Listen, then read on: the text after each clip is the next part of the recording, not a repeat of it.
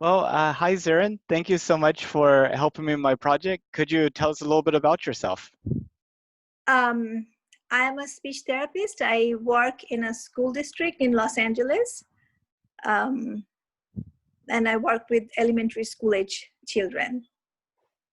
Um, how far away are you from Hawthorne? I would say I live in a suburb in San Fernando Valley, so it would be probably an hour drive. Do you live in LA too? I don't, but I flew into the airport for a conference, and one time I was coming through for a layover, and it was the same day that SpaceX had announced that they would send two people around the moon, and so I got the cab guy to go by SpaceX and get a selfie in front of the facility. So I thought that was really That's neat. cool. Yeah.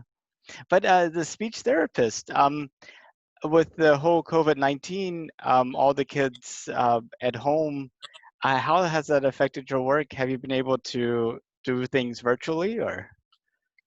We have, so it's everything is new, and I mean, I learned a lot of things. And what our school district told us that because it's such a unique situation that um, it wouldn't really be counted as service minutes, but it's kind of like providing strategies and help to the parents who are staying home with their children. So I did some virtual sessions, and then other times I opened a class dojo. I don't know if you're familiar with it. It's like a classroom, virtual classroom, but it's not in person. So I post materials and strategies to practice with their children at home. So now I'm more worried about how we're going to open in fall because it cannot go on like that for a long time. The children are missing out services, but I'm not comfortable going back um, in person because in Los Angeles County, the cases are really, case numbers are increasing and it's not anywhere near getting better.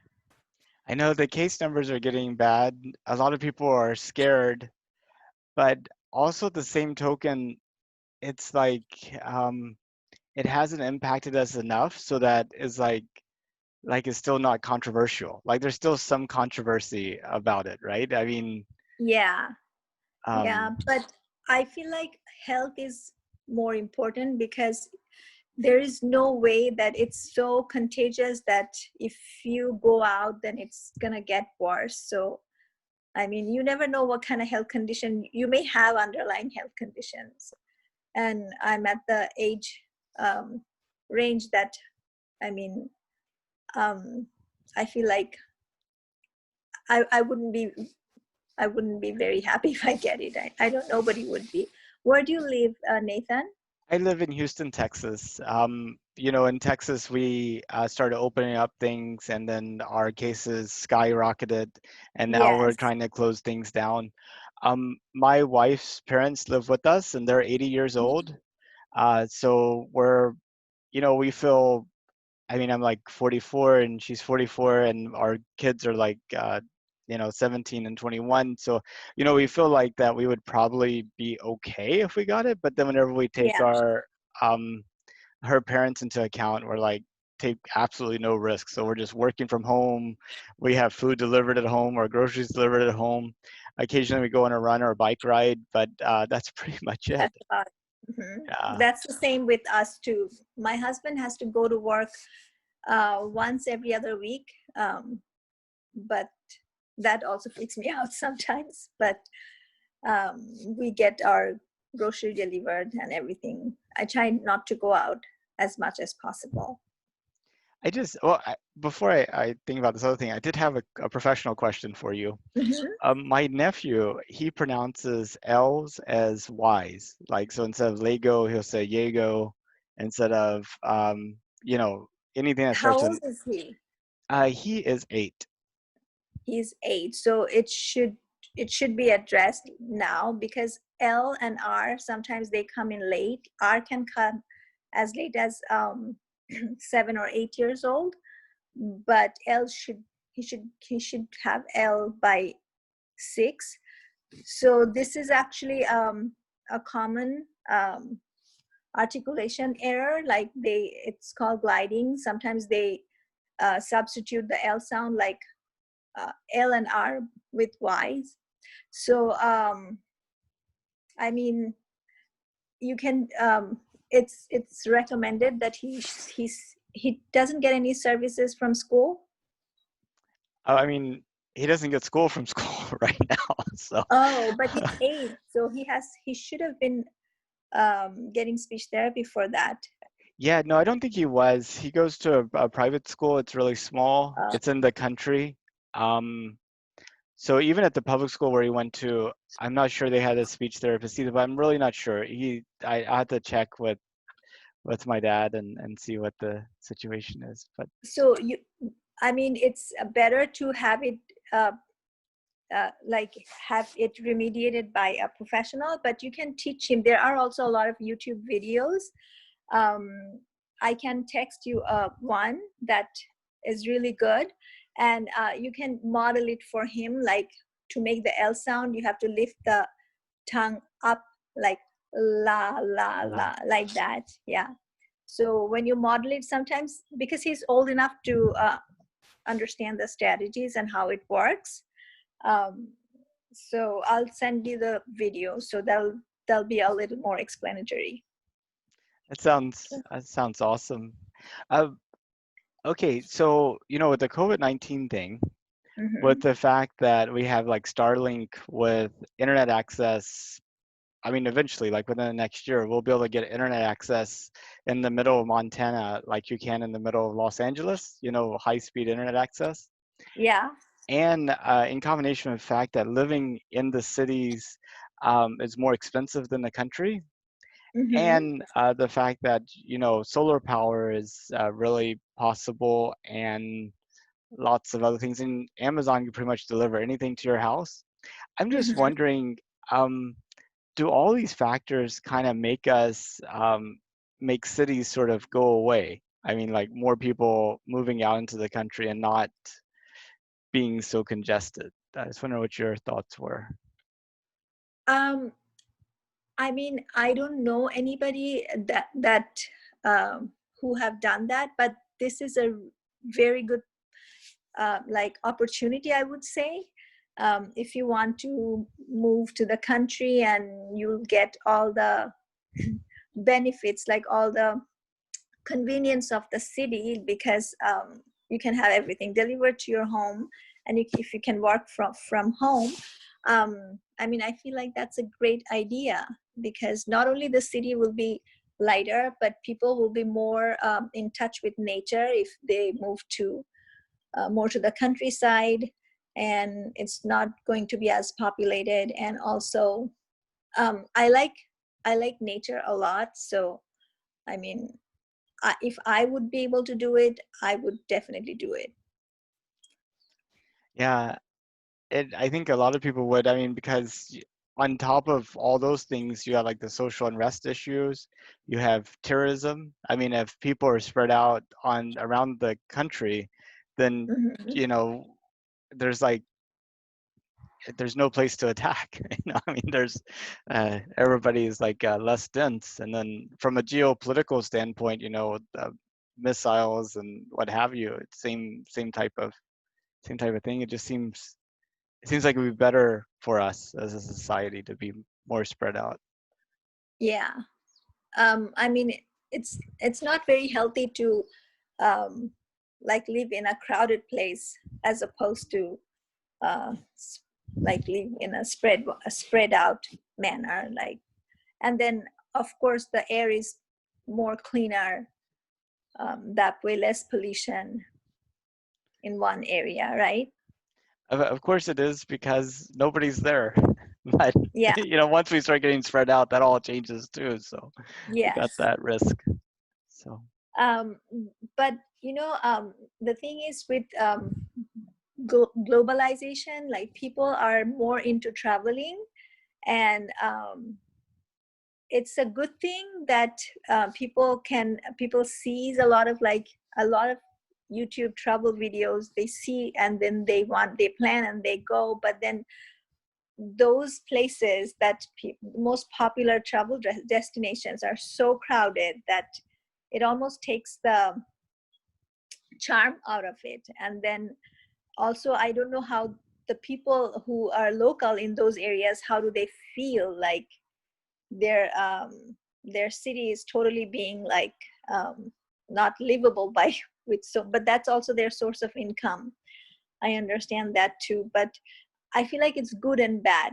It's the way the internet is helping us. All these travel blogs and YouTube videos are making us travel more, and then those places are being very, very crowded and not as enjoyable when if you go, especially on um, high travel time like summer or winter break.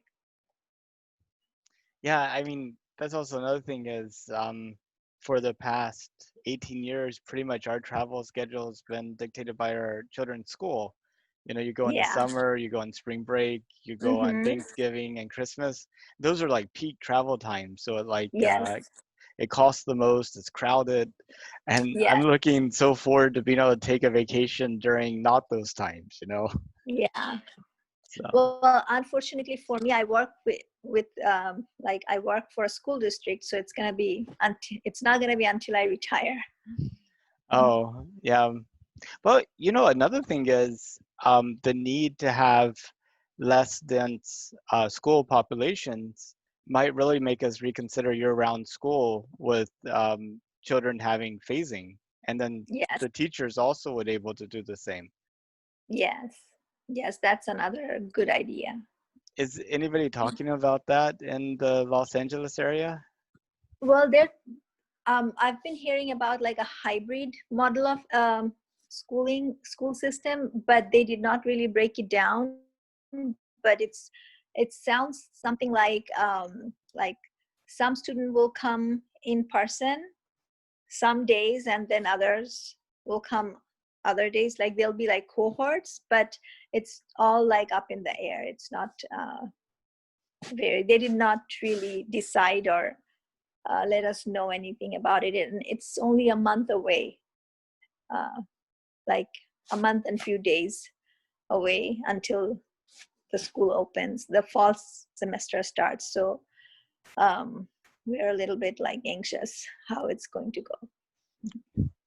Yeah, my sister is a librarian at elementary school, and they're still trying to figure out everything too. And she says that one of the people that she's works with says that they're betting on January of next year as being the time that we really Yeah. go back. So Yeah, that would be like in person, right? in person. Yeah.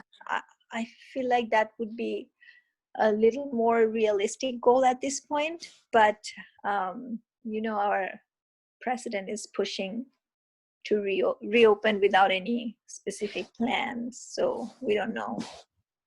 Let's hope it'll all work out. Yeah. Hmm. Well, on to further away topics. Did Yes. you did you know that NASA is planning to send people back to the moon in 2024? No, I didn't know about that. I learned it from you, but I knew about the Mars plan that people were going to go. They signed up. A lot of people signed up, and they'll just go and they will not come back uh, to Earth in their lifetime, right? Yeah, the Mars One. Now the Yeah. thing about Mars One is they had about 3 or 4 people that worked for the company that was Mhm. totally marketing. Like there's no HR department, no engineering, no anything like that. So it was Just a plan. just a plan. Yeah, in fact, I think they um, had to file for bankruptcy and like all that's there. But you know, uh, they say that thousands and thousands of people signed up for this Yeah. plan. And did you sign up for the plan? No. No, I didn't either. No. Yeah, I'm Not not brave, that brave, you know. not so much because I didn't want to go to Mars. I just it it didn't feel viable. It didn't feel Yes. credible, what they were proposing.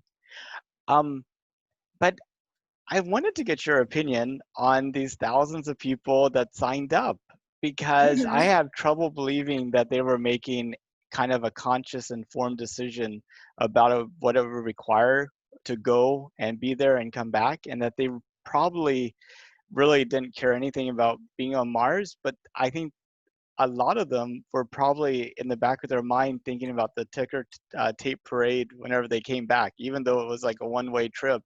You know, Yeah. like the fame of it. Yeah, I don't know because I mean I remember that project, so it's not viable anymore. So that project is not happening, right? It's At not this point. happening, but there is another Mars venture that I could tell you about. Okay.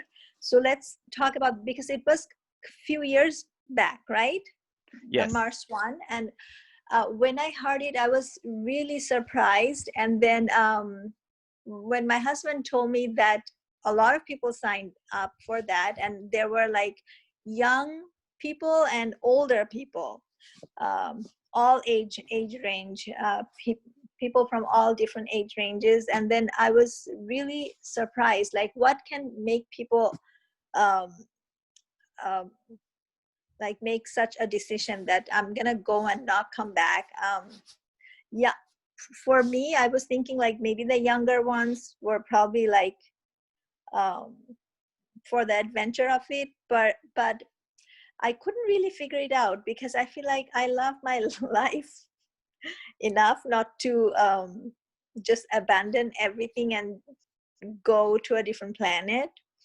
But I really, it made me think a lot, and then I forgot about it because there were no more talks about it. So I don't know, I couldn't do it, that one, because if it's a one-time trip, no. And I remember there was a movie that came out. The movie was not that good. It was something about like a lot of people were like moved, they were sent to a different planet, and then there they kind of had to start from the beginning. And they were, do you know which movie I'm talking about? I can't place it. Maybe you could tell me a little bit more about it, and maybe it'll ring a bell. Oh, so I don't know which planet, but they were sent to a different planet, and they had to start from the beginning, like you know when here, like not prehistoric, but not, they were not like developed, so they had to, they were like tribes and different tribes, and they were fighting with each other. So it was almost like starting over from the beginning. And the movie was not very well made, but it made me think about it, like yes, if we go to a different planet and start over, then it would be kind of like that, right? So um I personally would not be able to do it. Just leave everything and settle down. Although I did migrate from a different country, like the opposite side of Earth, um, but it's not the same. I can go back and visit my country whenever I want to. And it's not so different, right? I mean, we Yeah. still use electricity. There, you go outside. There's still the same amount of air, same Yes. amount of Yes. sunshine. Yeah. Um, It's the, yeah, everything, the nature is the same. It's just like the culture, right? But over there, it's everything is not only different, also very certain that we don't know like how it's going to be. But tell me more about the moon project. well, before moving on to the moon, it's kind of related, but more related to the Mars project, which is one reason to talk about it now. So have you heard of Elon Musk? Mm-hmm. And you know, his goal is to make humanity multiplanetary. And he really wants to build a city on Mars that would have like 1 million people by like 2050. 2050 is not even that far away. Not that far Right? away. Yeah. And he thinks the key thing to make that happen is to make it cheaper to get to Mars. And he thinks the key thing to make that happen is to have a fully reusable rocket because um, right now when you launch satellites, usually you use the rocket one time and you throw away, and every Mhm. time you have to launch a new rocket, you have to build a whole new one. So Mhm. even if it was bicycles, if every time you took a bicycle trip and you threw away the bicycle, you couldn't bike Yeah. anywhere because it'd be too expensive. Yeah. So he's been working on reusable rockets. I don't know if you've seen like his rocket where the first stage lands back and then they reuse it and like I the. didn't see it, but I heard that it's really awesome. Like my husband is really into it. But in addition to the Falcon 9 and the Falcon Heavy, where they have their reusable first stages, Mhm. he's building something that he's calling the Starship. It's down in South Texas, but it's going to be 100% reusable and be able to carry 100 people at a time.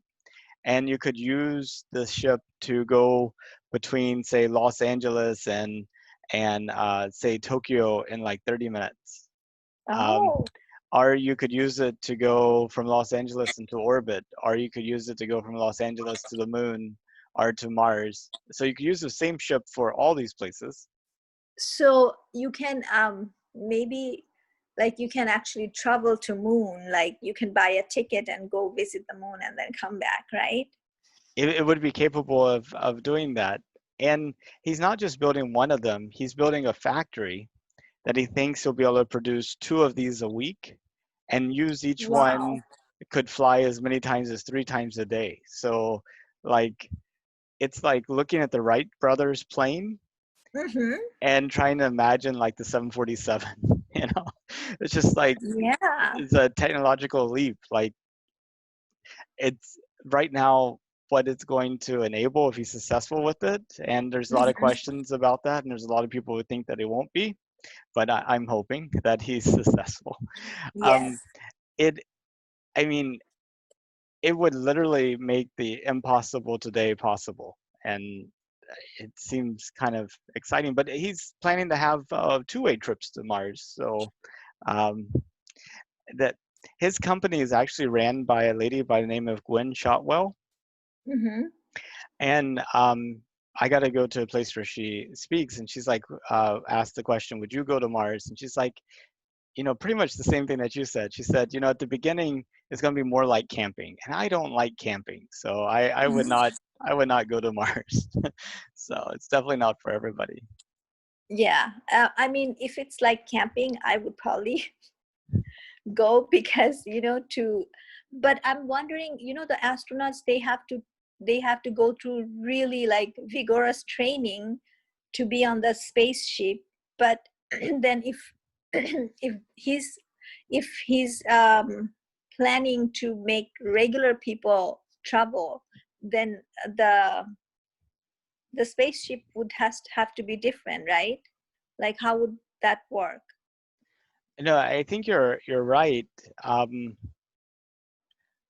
you know, um, yeah, I mean, all that's uncertain. So all that has to be figured out. I mean, if you have to train for 2 months to take a 30-minute trip, you didn't Yeah. really save any time. Yeah. But also, I mean, he has done amazing job, like with his car, the Tesla, and then also the the other launch that happened recently. So I'm sure he's a genius, and he'll probably be able to do whatever he's saying, like closer to what he's planning, right? And that would be a very like important breakthrough. Exactly. And, you know, if you try, you might fail, but if you don't try, you've failed already. Yeah. So, so about the moon, um, any ideas on the last time we had people walk on the moon? Oh, what do you mean? Like I just saw, those are the popular pictures that when the moon landed and then the moonwalk, right? Yeah, so about how far back do you think that was? Like 10, 20, 30, 40, 50 years? That was 1972, right? That's right. Yeah, That's when I was born, so it was 48 years ago. 48 years ago. Yeah, both the current NASA administrator and myself were both born in 1975, so we both missed it. So, you, uh, I mean, practically I missed it too because I was a baby. So, exactly. I know. uh, You, um, and what do you think about the fact that we haven't been back since 1972? uh, what do you mean? Like, why did we not go Or back? does it, I mean, does it surprise you, or you think that's like, I mean, yeah, why don't you think we went been back since 1972? Mm, because I thought it's very expensive um, to go to moon, and then most countries like did not want to spend the money to go. But is that the real reason? I think so. Definitely the way that we were going to the moon before was really expensive. You would build this Hmm. huge rocket, and Hmm. all of it would be thrown away except for the little bitty capsule that would make it back. So Yes. that's quite an expensive way to go. Hmm. So, but NASA is planning to send people back to the moon in 2024. They're building a huge rocket called the Space Launch System (SLS), and which is like the huge rocket, and then they have like a little capsule on top called the Orion, um, and that's going to get the astronauts from the Earth to around the moon. But Hmm. they're taking a different approach with getting them from around the moon to the actual moon surface, where they're Hmm. actually having commercial companies like put together ideas, and they would actually provide a service to NASA. And this Orion capsule would meet up with one of these landers, and the, the astronauts would get into it, land on the moon, and they would reuse that lander multiple times is sort of the plan. So is moon livable? It has no atmosphere. Hmm. It has a 28-day. So for 14 days, it's sunlight, Yeah. and for 14 days, it's night. Uh, the, Uh, the temperature extremes are like 200 degrees Celsius to like negative 200 degrees Celsius on the side that faces the sun versus the other side. hmm. So it is anything but livable. You have to Yeah. bring your own environment with you. Yeah. And that's also possible. Like, but I mean, the spaceship will carry people and the environment. It would have to have enough air for them and water and all these Yeah. things. But one thing we've learned since the last time we went to the moon is there's actually ice on the poles of the moon. There are these Mhm. craters um, that are on the pole of the moon, and the Earth has like I think a 28-degree tilt with respect to the sun. So the like whenever it's summer in the southern hemisphere, uh, parts of Antarctica has 24-hour daylight, and then in the North Pole it has 24-hour darkness. But Mhm. the moon only has a 1 degree tilt, so it never has like these big extremes at the pole. And then you have like these craters, and because they're always in the shadow and there's no atmosphere, it's Mhm. extremely cold. And apparently, over billions of years, like wet meteors and comets have hit the moon, and some of Mhm. those molecules have made it into these cold places and been frozen. And so there's like water up there, which is Yeah. which is a good resource. You could use it for air, you could use it for drinking, you could use it for rocket fuel. Mhm. So that's one of the things they really want to prove out is it really there and can you access it? So Yeah. So that would be a good experiment. But even if so, it cannot be like it can you can travel, but you cannot really live there, right? Or you can actually in the future um, find some resources to but live in. you would have to build your own habitat. So you'd have to build something to keep the air in, keep the radiation out.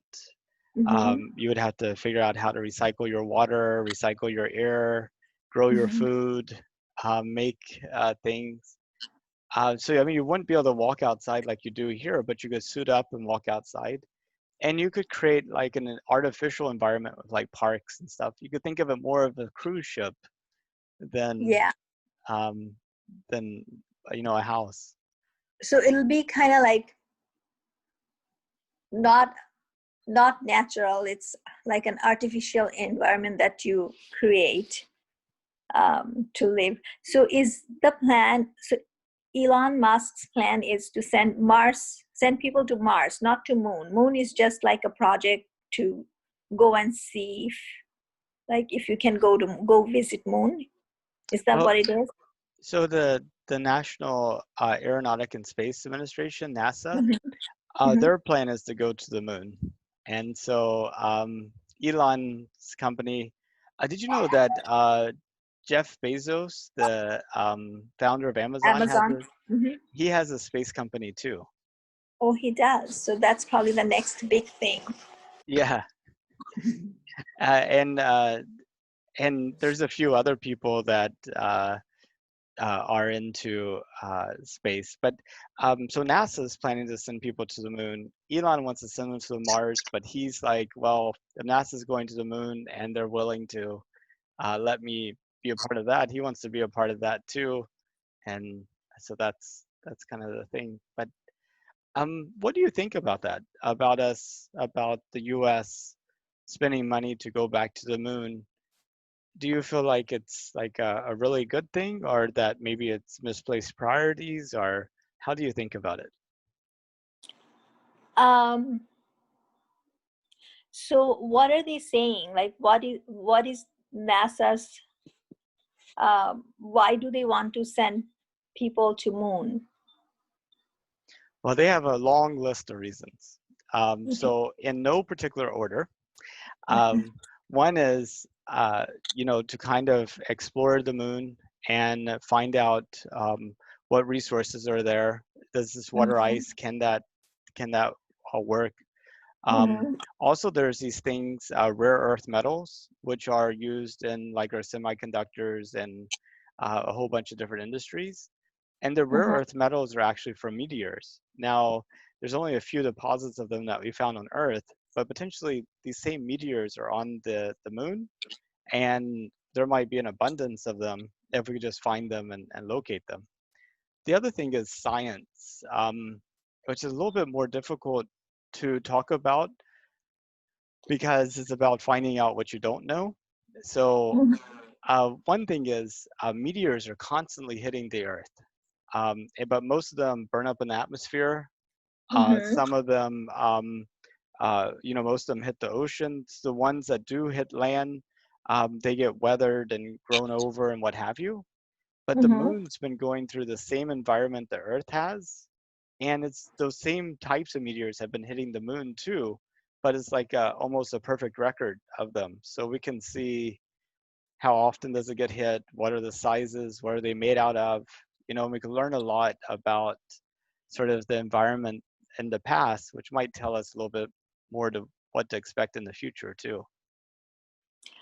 Yeah, the reasons are quite valid. I feel like this is an important field, and we should spend money um, in this area because not only because it'll in from the scientific point of view, it'll help us gain more knowledge about the environment, right? And Yeah, but um, I mean, the other aspect is like to bring things from, how you're saying that those materials, if they bring it from the moon, it's it could be also for like money purpose, right? Like um, since all the Bezos and Elon Musk, they're very interested in it, they probably have something similar to the movie. The other movie that I'm going to quote now is the Avatar. You know how they went to a different planet and kind of tried to destroy the planet. Um, I mean, we know that probably Moon doesn't have any. I mean, nobody lives in the moon, but do we know for sure that like Mars is also like not, there's no Martians in Mars? Oh, we haven't seen any evidence of them yet, but that doesn't mean you can rule it out completely. Yeah. So I don't know, like people, I'm always suspicious about those like billionaires who are into making money, because I feel like they do a lot of good things. Like Amazon made our life so much easier. So it's really convenient, but it also um, really like all the small businesses are gone. There was a stationery store here that all the teachers in my area always would go, and it's been in business for it has been in business for over 30 years, and it was very sad to see that they went out of business because nobody buys anything from them. Everybody buys from Amazon. So definitely those like billionaires are after money, and that always brings consequences that are not good, kind of like destructive. But I like the scientific part of it, aspect of it, that if they're trying to do it for a research purpose, for to gain more knowledge and to know more about the environment. That's how I feel. Now, when you think about the future and space and humanity, do you Hmm. see humans mainly always on the Earth and maybe just taking occasional trips into space? Or do you see humanity eventually figuring out how to live any place in the solar system and living on like the moon, on Mars, on the moons of Jupiter and Saturn in free space, maybe taking a voyage to another star system? I mean, like when you think about it, how where do you see humans, say, 500 years from now? um, to be honest with you, my imagination is not that um, great, so I see people living on Earth. I mean, but I also feel like the way it's moving, and because they're definitely like thinking about venturing to other planets, and the way the Earth is overpopulated, I feel like it may happen in the future. But for me, it's to wrap my mind around it is, I just can't do it. I just can't see humans living outside um, of Earth. This is our planet, and all we can do is like take care of it and take good care of it and live in it happily. Now, Elon likes to talk about how he wants to make humanity multi-planetary and build a city on Mars. But Jeff Bezos, his stated reasons are kind of along the lines of what you said, is that Earth is really a special place. In fact, we've sent probes every place in the solar system, and Earth is the only place where we can live. We should be treating it better. And he has a vision of kind of creating the capacity to take all those earth harming activities, such as generation of energy, mining, manufacturing, heavy industrial stuff, and moving those activities off of the earth and making earth more of residential, a garden, that type of thing. And if you could just kind of put aside kind of like the logistics and all the challenges with making that happen, is that like a future that you see as being a positive one? You know, I do. I mean, this is more like, um, yeah, this is something that I would actually prefer than the other one. That, but then we will be like we will be damaging Mars if we are moving all the factories, and like then that would be polluted, right? It'll take time, but then we're just we'll be harming another planet. It'll take time for Earth to heal whatever damage we have already done, and then now we're planning to do it in another planet. Is that doesn't that kind of like um, go towards that direction? Well, I guess it depends upon what damage is. Um, like for example, if you just limited to using like meteors in space, asteroids and that type of thing, and using the raw materials there, there's no life. These are rocks just flying around the solar system, running into things anyway. Uh, do what are would you have any reservations about using these materials? And let's say you left Mars alone. No, if it's just like using the materials that they have, and those are just sitting there anyway, right? Nobody's using it. Then of course it would be a positive thing, um, but the way I see it, like people, the main cause of our the environmental pollution is like over consumerism. So if I feel like it should not be like moving all the factories that can cause like environmental pollution to a different planet and then damage uh, that planet as well. So it should be using the materials that are sitting there is a good thing, but not like I feel like it should not be um, more encourage consumerism even more. Do you know what I mean?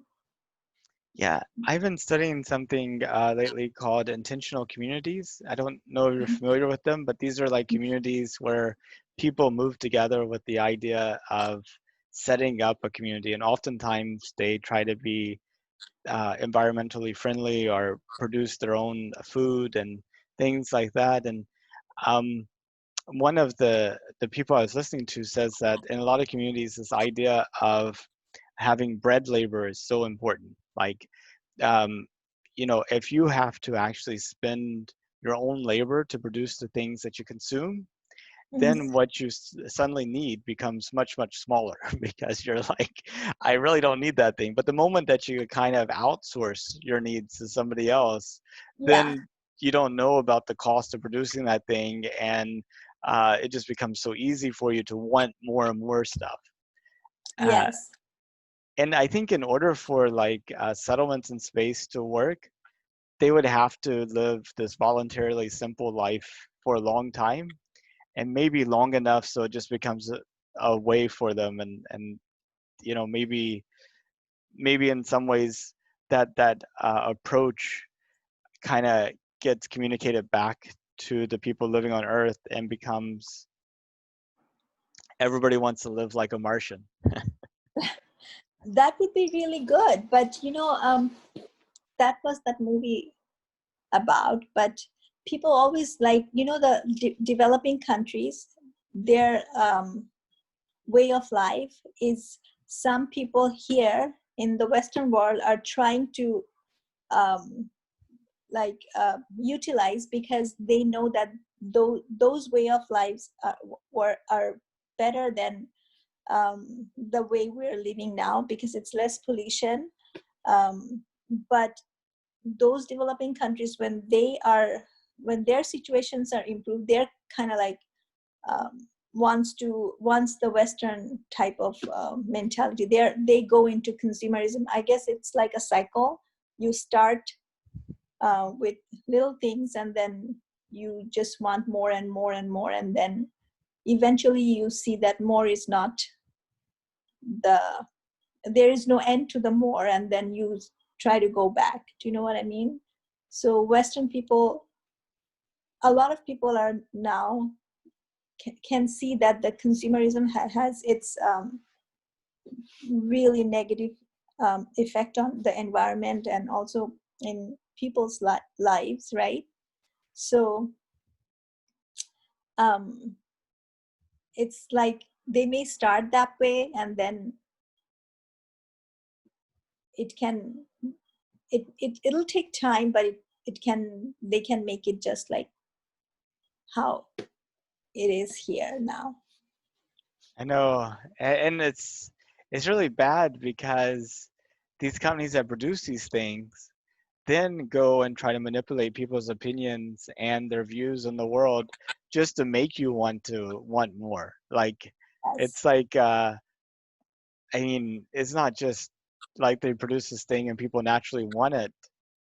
They have to go and brainwash people to actually wanting it. Yes, but this, I don't know why people are always buying it.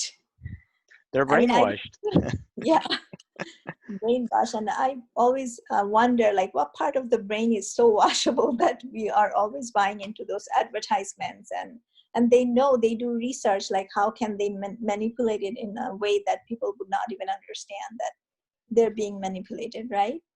I know you go online just to find out some research topic or what have you, and you get all these targeted ads. They're trying to catch you in that moment of weakness. You know. Yes. Sometimes I don't even do that. Sometimes we talk about something, especially the smartphones are kind of like scaring me these days, because we talk about something and the next day I see that on my Facebook feed that item is like, the advertisement for that item is there. Wow. So it's kind of like silently probably eavesdropping to whatever we are saying. I know. I know. I had a coworker talk about how he was talking about his son getting married, and then like the next day he starts seeing advertisements about tuxes and you know things to wear to the wedding. So Yeah. Yeah, that happened to me quite a few times. So it's it's like, scary. mm-hmm. You don't want to be a row on somebody's spreadsheet or just a Yeah, little data point. You like to be a full person. That's yes, and also, and the thing is, like, now it's so much a part of our lives that um, even if you try to, I know you can, but it has some positive things too, like the social media platforms. Like I deactivated my Facebook account, but then I deactivated it a few times out. And then I always have a reason, like a really good reason to go back to. And then after a while, I feel like, no, I really shouldn't be on it. So there are good things also, but, and then there are, of course, not only the addictive parts, also like the advertisement and the brainwashing, um, so it's kind of like it has both. It's so hard not to totally just um, give it up. I It's know almost there impossible. is like multi-level marketing taken to a whole different extreme where they're using your Yes, friends against you. yes. Mhm. You just want to know about the birthday party or about the vacation and the happy pictures. Yes, and there are also a lot of groups that you can join, and you like are like-minded, and you can get information, good information, but then you're also getting all the information that you don't need. And it's all optimized to keep you clicking and scrolling and try to take away all your time. Yeah, Like that's the worst part of it. it's Mhm. funny that the ads with like broadcast TV used to be like, oh, I had to go get something to eat and drink, and I had to run back before the movie starts, and Yeah, then the movie would be over with. You turn it off and you go on, but now it's just endless, um, endless. endless. Well, if it was safe and affordable, would you have any interest in going into space? I would definitely be interested in going to space, just for like just to see, because I always imagine like how beautiful it would be. It would be to see the earth from the space, and just that view alone would be totally worth it if it's affordable. And if it I can actually, if it's a little more than affordable, I would still try that. But I wouldn't, I'm not in for it like to live there. I love earth. I think I want to live here, but I would definitely be interested in traveling to um, space or moon or Mars. Mars is too far, and the landscape of Mars is really, really beautiful. Like the pictures that we see, the red planet is really like would be definitely worth seeing in our lifetime. But I don't feel like it would be like um, really be um, available for general public to go to make a trip to Mars, like just for fun. I feel like it's maybe our next generation, like maybe our children will be lucky enough to do that, but not us. It'd be interesting. I hope so. I think the people of the Apollo era thought it would be our generation, that we would be there. So, Able to. yeah.